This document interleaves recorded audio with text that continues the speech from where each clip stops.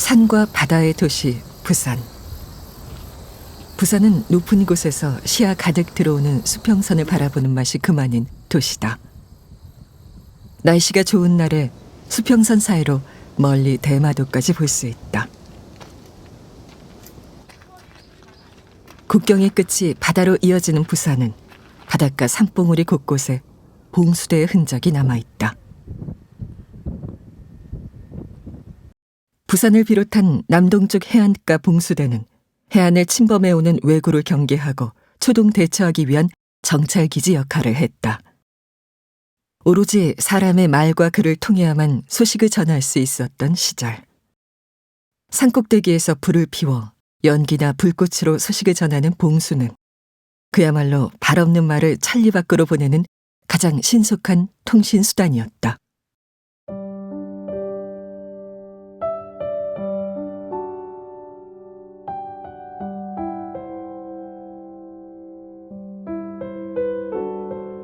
수영강 끝자락, 광안리 해안에서 그리 멀지 않은 간비오산 봉수대도 그중 하나다.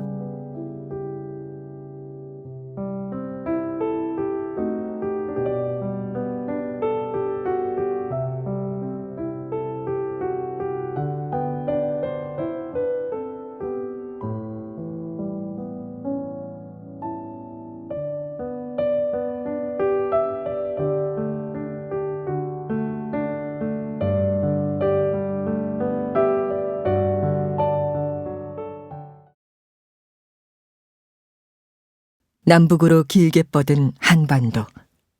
중앙집권 국가로 통일한 신라시대 이후 오랑캐와 마주한 북쪽 변방, 외와 접하고 있는 남쪽 해안 끝을 막아내는 것이 국방의 핵심이 됐다. 그래서 남북 양 끝단에서 보내오는 메일의 소식을 도성으로 빠르게 전달하기 위해 다양한 제도를 모색한다. 전국 각 지역과 서울을 연결하는 길을 내었다. 타발마나 보발 전령이 그 길을 통해 해당 관청의 다양한 소식을 도성으로 전달토록 했다. 수많은 역을 거쳐 황제나 임금이 있는 서울에 당도하는 장계. 발빠른 말을 통한 장계라도 서울에서는 시일이 지난 소식을 들을 수밖에 없었다. 당시 더욱 빠르게 지방과 서울의 소식을 연결하기 위해 개발된 방식이 봉수다. 봉수란 밤에는 횃불, 낮에는 연기를 이용해 안보상 시급을 다투는 소식을 가장 빨리 전할 수 있는 통신 방법이었다. 봉수 제도는 이미 고려 이전부터 시행한 것으로 기록되고 있는데 조선 세종 연간에 국방을 재정비하면서 비로소 전국을 망라하는 군사통신 제도로 체계화됐다. 북쪽 끝 경원과 한양의 2100리를 연결하는 제1선로와 부산진에서 출발해 경상도와 충청도로 연결한 제2선로를 비롯 평안도, 황해도, 전라도를 잇는 총 5개의 봉수선로가 완비된다. 이처럼 5개의 중심선로로 전국을 연결하는 봉수를 직봉이라 한다. 모든 봉수선로의 최종 목적지는 서울에 있는 봉수, 즉 경봉수를 향한다. 경봉수가 있던 곳이 묵멱산, 지금의 남산이다. 문서를 직접 주고받아 세세한 내용 전달이 가능하지만 전파 속도가 느린 타발과 달리 봉수는 자세한 내용 전달에는 못 미치지만 비교할 수단이 없을 만큼 빨랐다. 동래부에서 출발한 봉수가 서울의 묵멱산까지 도달하는 데 걸린 시간은 고작 대여섯 시간 정도였다. 아침 일찍 초경지에서 보낸 5군데 변방의 소식은 늦어도 초저녁이면 묵멱산에 닿을 수 있었다. 1592년 임진년 4월 13일 왜군 선단을 발견한 부산에서 최초의 봉수가 올라 당일 저녁 전에 묵멱산에 그 소식을 전했다. 하지만 부산포에 상륙한 왜인 20만 대군은 불과 20여일 만에 도성을 함락했다. 부산포에 상륙한 왜에 대한 장계가 올라와 다시 논의를 거쳐 명령을 내리는 와중에 이미 왜는 도성으로 진군에 들어왔다.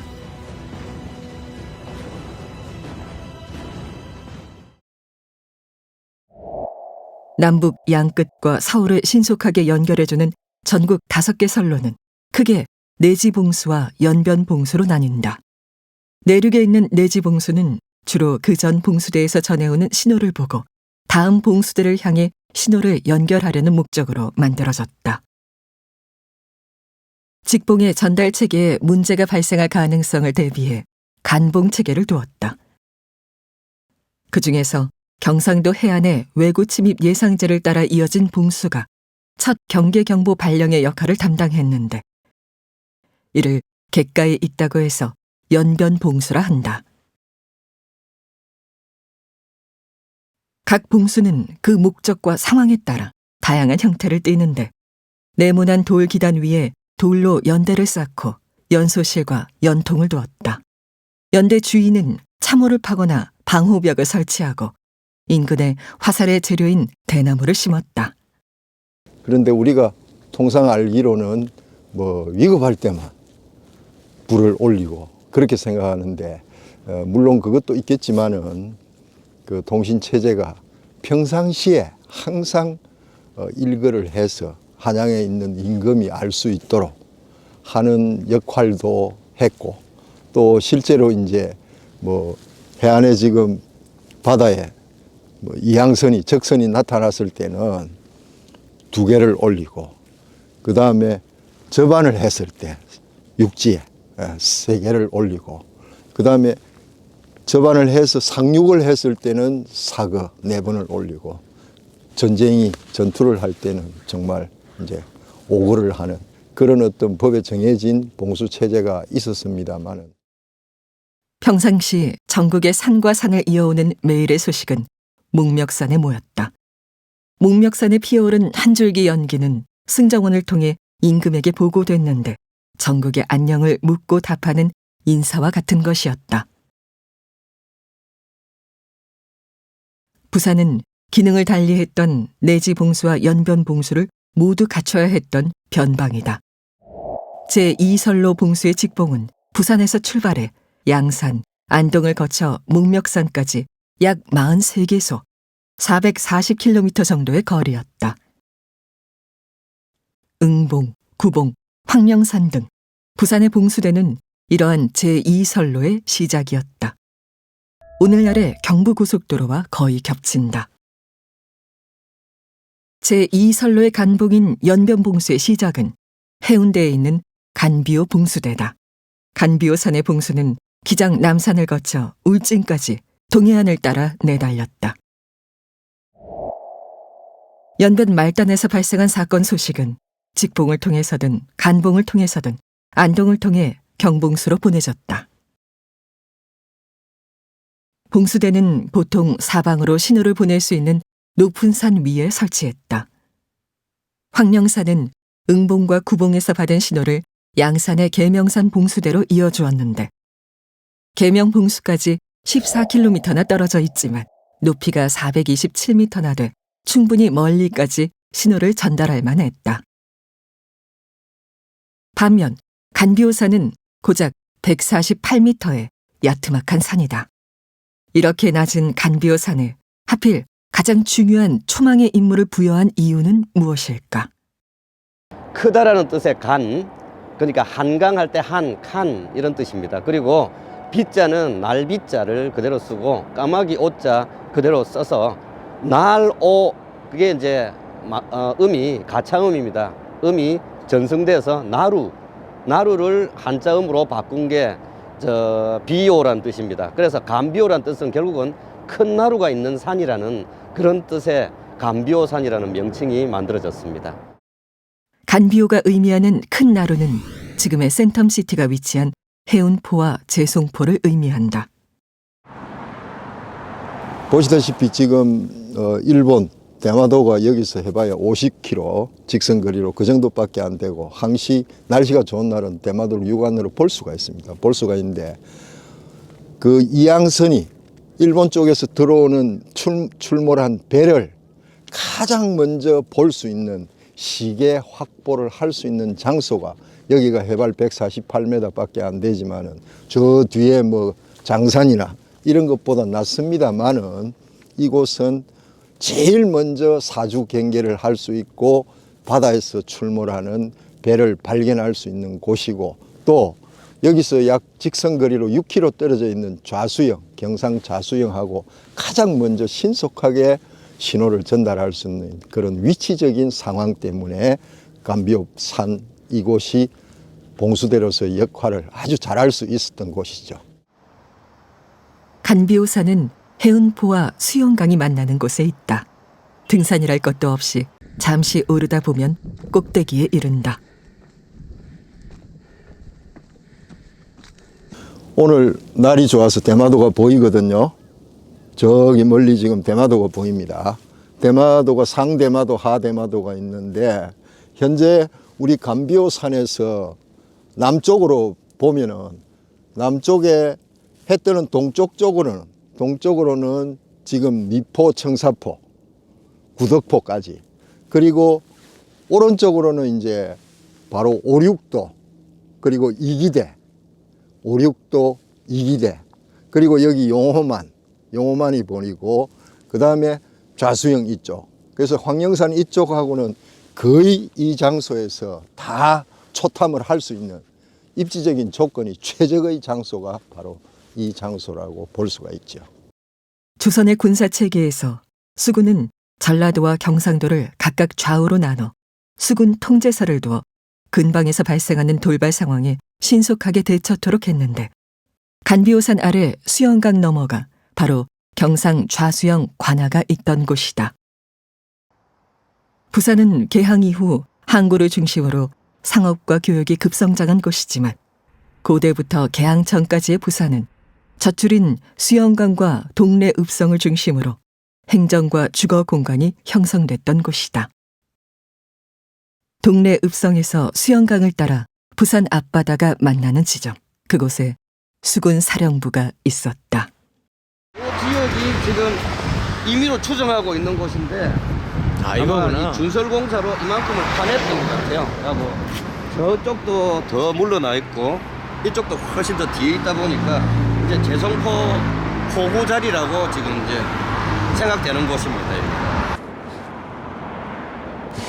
좌수영의 어떤 위치들은 여러 군데 이동해 왔었습니다. 근데 그 중에 애초에는 현재 외관을 개설하고 나서 외관 가까이 있다 보니까 외인들한테 정보를 누출할 위험이 있어서 이제 현재 이 위치로 옮겨왔는데, 이 위치도 옮겨올 때는 탐망 조건이 일본의 어떤 첨단 전초기지 역할을 했던 대마도가 바로 눈에 보일 수 있고, 그리고 그 대마도 측에서 진입해 올 때 해류가 이쪽 방향으로 무조건 오게 되어 있습니다. 그래갖고 수군 본령이 그걸 지키고 있기 때문에 임진왜란시에도 이 지역을 피해서 다대포 쪽으로 침공을 했던 걸로 알고 있습니다. 그리고 이 좌수영의 어떤 위치는 지금은 직강공사로 인해서 수영강 자체가 아주 균일하게 일정하게 만들어져 있지만, 과거에는 많은 만들로 이루어져 있어서 많은 배들을 숨기기에 아주 용이했습니다. 그리고 어떤 해상 전개를 할 수 있는 여러 가지 방식들이 해운대, 기장, 울산을 통해서 많은 포구들이 있는데, 그 포구에는 군선과 일반 어선이 같이 거기에 이제 있다가 비상이 걸리면 일시에 좌수영 본성 앞으로 다 직결을 하게 됩니다. 그러면 10시간 이내에 적어도 200척 내지 300척의 배가 이 수영강 앞바다에 직결을 할 수 있는 그런 요지이기도 합니다. 사주 경계의 용이에 가장 먼저 외구의 침입을 확인할 수 있는 위치. 평상시 국경의 초망과 함께 유사시 최단 시간의 군사적 대응까지 겸할 수 있다는 것이 간비오산 봉수대의 가장 큰 장점이다. 1592년 임진년 4월 13일, 임진왜란이 일어난 지 사흘 뒤 왜구는 동래성을 서너 겹으로 에워싸고 공성을 시작했다. 왜구는 남문을 공격하다 여의치 않자 명장동을 돌아 시시골 쪽 월담에 성공하면서 동래성을 함락했다. 여기 보시면 북문을 통해서 흰말을 타고 나가는 사람이 계십니다. 이분은 당시에 울산의 좌병사 이각이라는 분인데, 이분이 북문을 통해서 도망갈 요량은 결국은 자신이 살기 위해서 도망을 간 거예요. 누구는 이 안에서 죽기를 각오하고 싸우는데 누구는 자기 한 목숨 부지하기 위해서 도망을 하고 있습니다. 당시 조선의 군사 체계는 철저하게 자치국방의 원칙 하에 운영됐으며 각 지역을 지키는 군사력이 서로 조응은 하되 인근에 원군이 올 때까지는 스스로의 영역을 방어해야 하는 상황이었다. 왜군이 부산포에 도착한 이후 왜군의 월등한 군세와 조선군의 부족한 대응으로 동래성, 기장성의 병력은 삽시간에 전멸했다. 높은 봉오리에서 매일 나라의 평안을 임금에게 연기나 횃불로 보고해야 했던 봉군들은 민가와 가까운 곳에 동원된 다른 병력들처럼 출퇴근이 자유로울 수 없었다. 우리 연변봉수 초기에 해당하는 간비호봉수 같은 경우는 기록에 보면은 약 100여 명의 봉군이 좌수영 소속으로 수군으로 돼 있었고 이 봉군들이 지금으로 치면 한 3교대 정도 이렇게 했는데 산에 가서 나무만 하는 화목군이 있고 또 여기서 초탐을 하는 초탐군이 있고 이제 거기 전체 관리하는 오장이 있었겠죠. 그래서 보통 봉수대는 한 30명 이 정도 근무를 하는데 반드시 봉수대 인근에는 주거시설이 있었습니다. 여느 때와 달리 초망꾼의 눈에 이양선이라도 보이는 날이면 그를 아는 오장이 보고서를 써서 발빠른 봉수군을 시켜 산 아래로 내려보냈다. 보고 내용이 확인을 명받은 군사들이 현장을 확인한 후 부사에게 보고를 하면 부사는 한 달에 한 번 한양으로 그동안의 소식을 담은 장계를 올리곤 했다.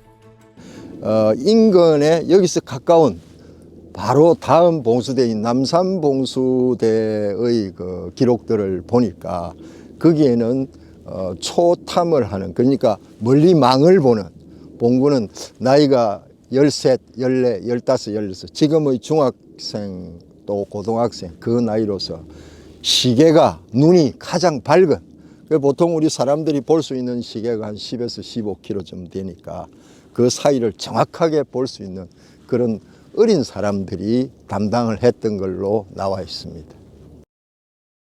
조선시대 전국에 걸쳐 700여 개의 봉수대를 운영했는데 제2선로 봉수대를 운영한 군인, 즉 최첨단 통신 관련 분야에 종사했던 공무원 숫자만 8만 명에 달했다 한다. 서울에서 한참 먼 변방의 땅, 경상도. 인구는 적고 농토도 상대적으로 빈약할 수밖에 없었다. 여기에 외구의 침입이 잦았던 남부지방 연변 봉수의 경우 봉군들의 생활 환경은 열악할 수밖에 없었다.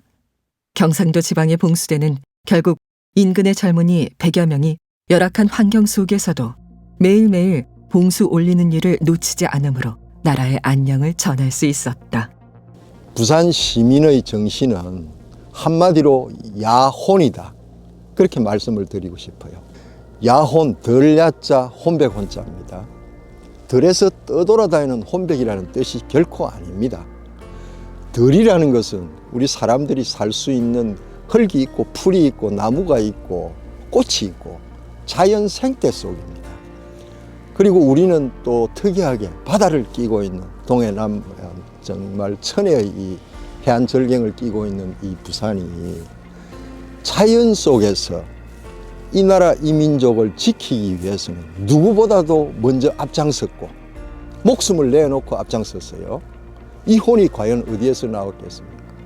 자연 속에 있는 풀 한 포기, 꽃 한 송이 이런 것들 보고 배웠기 때문에 거기에서 느끼고 그리고 또 그보다 더한 것은 나를 포함해서 내 가족, 내 이웃, 내가 소속된 이 공동체는 내가 목숨을 걸고 지킨다는 이런 혼이 바로 야혼이다.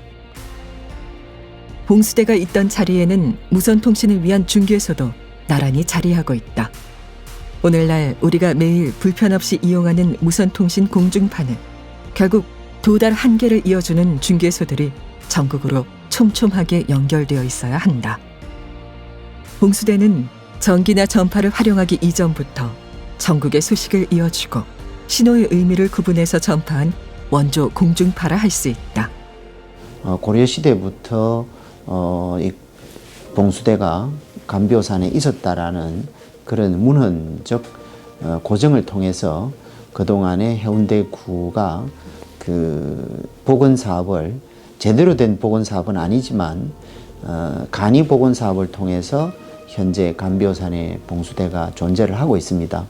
이걸 앞으로도 어떤 형태든 좀 더 그 역사 자료를 더 충실하게 마련을 해서 감비오산의 봉수대가 우리 구민뿐만이 아니라 우리 부산 시민 모두가 잘 이해를 하고 또 혹시 궁금하면 방문을 할 수 있는 그런 역사적 유물로서의 공간으로 한번 그 발전했으면 좋겠다라는 그런 생각을 해봅니다. 내 고장, 내 나라의 안녕을 위한 가장 중요한 소식을 횃불과 연기에 담아 이어준 봉수. 체계적인 시스템의 말단에서 누구의 도움도 없이 반도 땅에 기대어 사는 모두의 안녕을 위해 버텨냈던 억척스런 봉수군들이 있었다. 간비오 봉수대. 당시 거친 산속을 헤매며 매일매일 묵묵히 피어올렸던 봉수군들의 야혼. 바로 부산의 혼을 엿본다. 한 사람도 도망가지 않고 끝까지 왜군과 싸우다가 처절하게 정말 비참하게 처참하게 다 몰살을 당했지만 그런 걸 보더라도 우리의 혼이라는 게 지금도 살아서 이 부산을 떠돌고 있는데 이걸 이제 이 봉수대에서 불이라도 좀 지펴서 그런 혼들도 좀 증언을 하고 그게 바로 평화의 불씨가 될 수 있도록 좀 만들어 줬으면 하는 그런 뜻에서 제가 야혼이라고 말씀을 드렸습니다.